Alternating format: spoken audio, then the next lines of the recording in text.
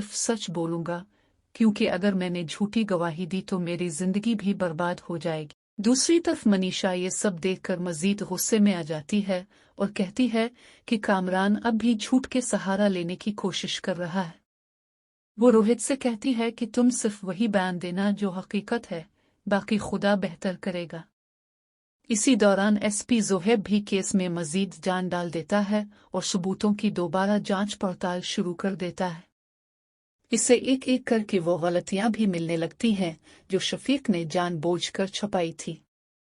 इस बात से शफीक के दिल में डर बैठ जाता है कि कहीं उसकी नौकरी और इज्जत दोनों न चली जाएं।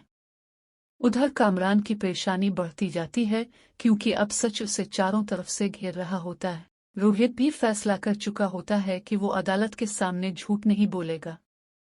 इस तरह अगली समाअत का दिन करीब आता है और हर किरदार अपनी अपनी फिक्र में डूबा होता है। कामरान के लिए ये समाअत इसकी जिंदगी का सबसे बड़ा इम्तिहान बन चुकी होती है। अगली समाअत का दिन जैसे जैसे करीब आता है, अदालत का माहौल भी मजीद संजीदा होता जाता है। सबकी नजरें रोहित पर होती हैं, क्योंकि इसकी गवाही से केस का फैसला बदल सकता है।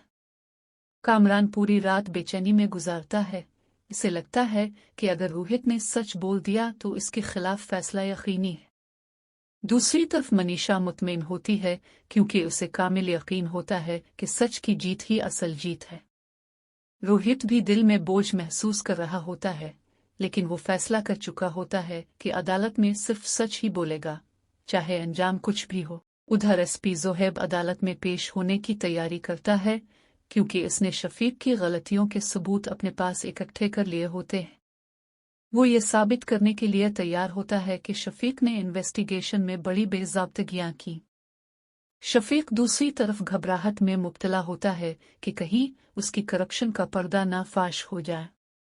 इसी दौरान कामरान एक बार फिर रोहित से कहता है कि अगर तुम मेरे हक में गवाही दे दो तो मैं तुम्हारा बड़ी मुश्किल वक्त में साथ दूंगा, लेकिन रोहित इसे साफ जवाब देता है कि अदालत में दोस्ती या दुश्मनी नहीं, सिर्फ सच की गवाही होती है।